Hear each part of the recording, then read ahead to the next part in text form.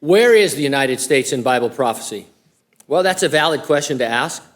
The place to start looking for an answer would be with Israel. After all, the U.S. isn't mentioned in the Bible at all, not directly, whereas Jerusalem is mentioned 700 times. Jerusalem and Israel and the Jews, major important topic in the Bible. Now, the modern nation of Israel is a genuine miracle. Her existence fulfilled numerous prophecies regarding the regathering in the last days of the Jews to their homeland. Excuse me. For example, Isaiah 11, verse 12, he will raise a signal for the nations and will assemble the banished of Israel and gather the dispersed of Judah from the four corners of the earth. And then Isaiah 66, 8, who has heard such a thing? Who has seen such things? Shall a land be born in one day? Shall a nation be brought forth in one moment? For as soon as Zion was in labor, she brought forth her children. May 14, 1948, a day that Israel became a nation again in her homeland. Can a nation be born in a day? Yes, if it's Israel and it's prophetic. Now, God makes one thing clear to all other nations. This is from Genesis. He's talking to Abram, who would later be Abraham, and he said, now the Lord said to Abram, go from your country and your kindred and your father's house to the land that I will show you, and I will make of you a great nation. I'll bless you and make your name great, so that you will be a blessing. I will bless those who bless you, and him who dishonors you I will curse, and in you all the families of the earth shall be blessed. History shows the U.S. as a blessing to Israel up till now. President Harry Truman, for example, made certain we were the first nation to recognize Israel back in 1948. But we must also consider these prophecies. This is from Zechariah chapter 12. On that day I will make Jerusalem a heavy stone for all the peoples. All who lift it will surely hurt themselves, and all the nations of the earth will gather against it. We see that happening in the time in which we live, do we not? Israel is a heavy burden to the nations of the world. No one ever knows quite what to do with Israel. I think most people would, in other countries of the world, would wish there wasn't an Israel, and they work towards that sometimes, actively and sometimes behind the scenes. But anyway, it's a prediction that's come true, and it's coming true more and more each day. And then also in Zechariah, on that day I will seek to destroy all the nations that come against Jerusalem. And so God's not messing around when it comes to taking care of his people. Blessing Israel does not mean we condone everything she does or does not do. And cursing her, in part, would involve siding with her enemies. So all of this leads to the January 31st headline on Axios that said, U.S. State Department reviewing options for a possible recognition of Palestinian state. I don't know the whole history like I probably should, or we all should, but people are always telling Israel what land really belongs to her. You ever notice that? It'd be like, somebody coming through California. So, this where we live in Kings County, this actually, it's not your land. We're going to move some people in here, and you guys are going to have to move out. And so people are always telling Israel what to do, and the State Department says, well, we think the solution to this is to have an even stronger Palestinian state right next to Israel.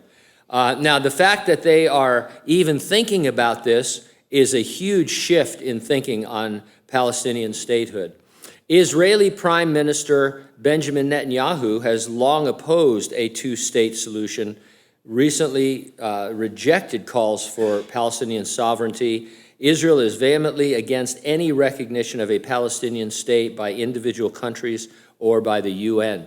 And so also the article says, Secretary of State Tony Blinken asked Winkin and Nod at the State Department, I made that part up, I'm especially happy about that, on possible U.S. and international recognition of such a state. So that's what our government is doing right now. Who knows what's going to come out of it? Maybe something, maybe nothing.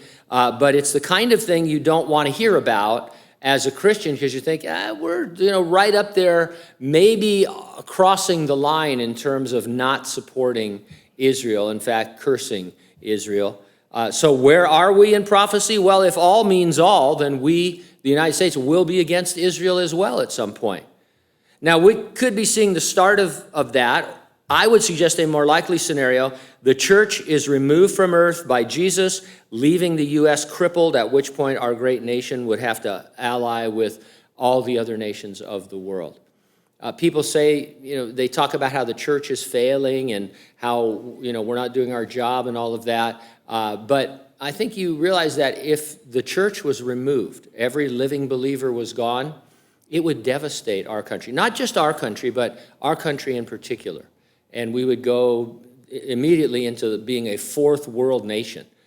Think of the people in leadership and just, millions of people would be gone. It'd be chaotic. And so it'll leave us crippled, and we would have to join the other nations of the world. We live in the church age. It's between the first coming of Jesus and his return to establish and rule the promised kingdom on earth for 1,000 years. That return will be preceded by a 7-year time of incredible trouble upon the earth. Most commonly, it's called the Great Tribulation. Sometimes only the last 3.5 years are called the Great Tribulation.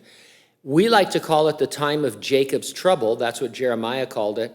And we like that name because it reminds us what it's really for.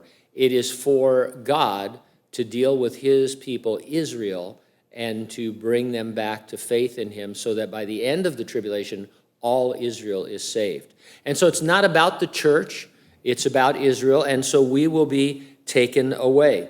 The Lord promised his church, he said this, I will keep you from the hour of trial, which shall come upon the whole world to test those who dwell on the earth.